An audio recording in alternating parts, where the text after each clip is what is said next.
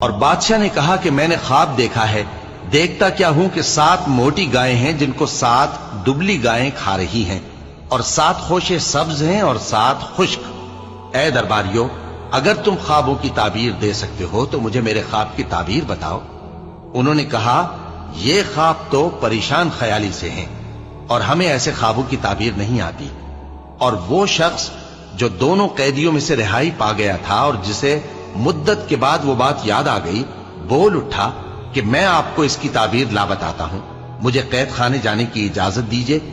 غرض وہ یوسف کے پاس آیا اور کہنے لگا، یوسف، اے بڑے سچے یوسف، ہمیں اس خواب کی تعبیر بتائیے کہ 7 موٹی گایوں کو 7 دبلی گائیں کھا رہی ہیں، اور 7 خوشے سبز ہیں اور 7 سوکھے، تاکہ میں لوگوں کے پاس واپس جا کر تعبیر بتاؤں۔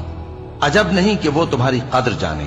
انہوں نے کہا کہ تم لوگ 7 سال متواتر کھیتی کرتے رہو گے، تو جو غلہ کاٹو تو تھوڑے سے غلے کے سوا جو کھانے میں آئے باقی کو خوشوں میں ہی رہنے دینا۔ پھر اس کے بعد خشک سالی کے 7 سخت سال آئیں گے کہ جو غلہ تم نے جمع کر رکھا ہوگا وہ سب کو کھا جائیں گے، صرف وہی تھوڑا سا رہ جائے گا جو تم احتیاط سے رکھ چھوڑو گے۔ پھر اس کے بعد ایک ایسا سال آئے گا کہ خوب مے برسے گا اور لوگ اس میں رس نچوڑیں گے۔